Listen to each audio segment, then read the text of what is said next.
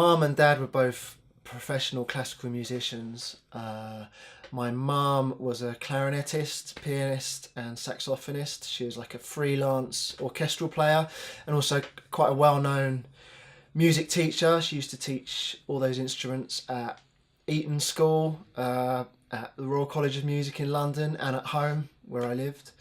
My dad was the principal pianist for the Royal Philharmonic Orchestra in London for over 40 years, I think.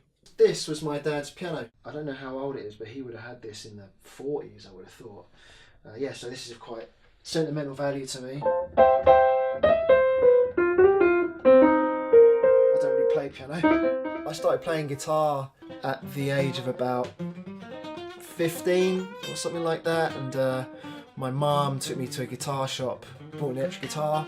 I started learning electric guitar. I went to this teacher who I saw fairly recently called Chris Lofthouse, who kind of was, to this day, probably the best teacher I ever had of any sort.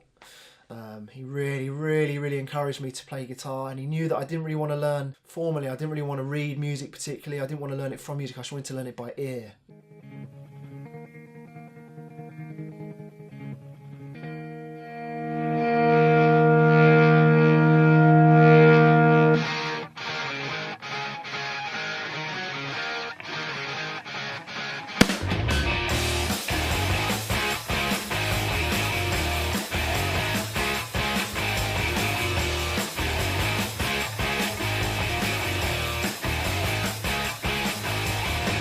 Tokyo Dragons was a band that I was in. Basically, my wife had a friend called Steve Lowe, who was also a guitarist, and we met when we were much younger.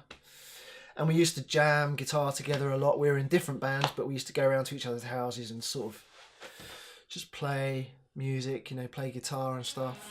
And then eventually my band that I was in had sort of split, and the band that he was in was going through some changes. And he sort of said to me, why don't you come down and maybe we could rehearse together in this band. And then, you know, we sort of got the Tokyo Dragons together. So I didn't really join the band, I was a co-founder of the band. We signed to a major label. We wrote really good songs. We wrote songs that were becoming songs that we were really pleased with, that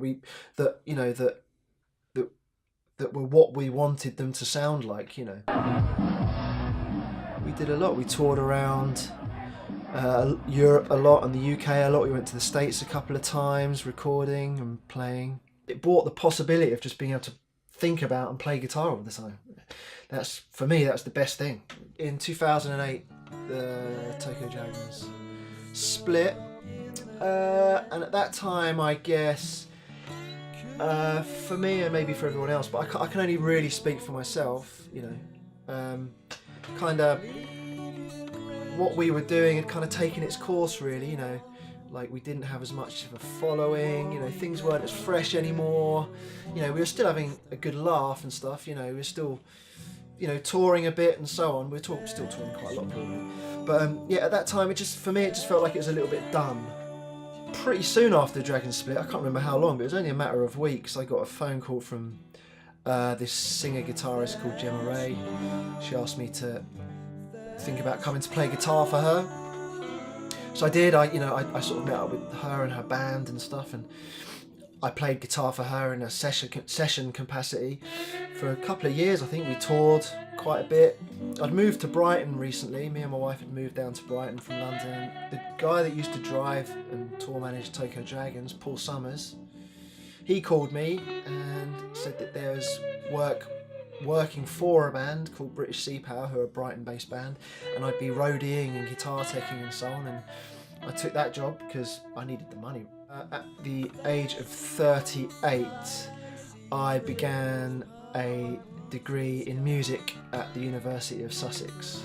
My mum, my dad and my sister all have done music degrees and more, you know, like masters and so on, and I kind of thought, well, maybe it's a way of getting back to my roots, you know. I'd never considered any other degree, like, I don't know, art, or which is what I'm interested in art, but I'd never considered it, you know. So it just kind of went to show me how kind of like an integral part of my life music is, really.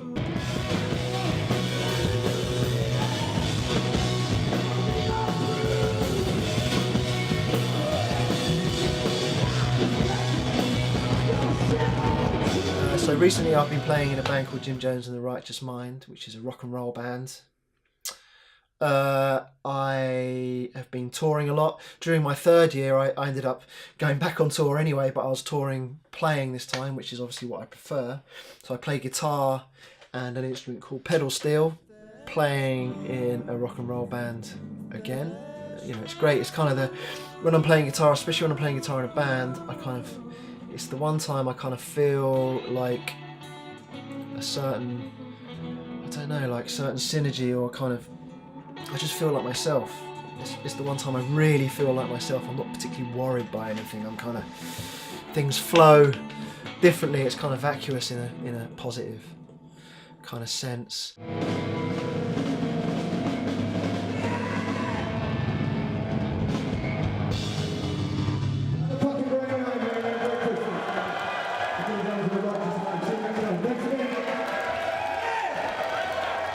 Music kind of, I don't necessarily think it means anything to me. It just kind of, it is an integral part of my being, or whatever, you know. So yeah, it means more than everything, you know, to me.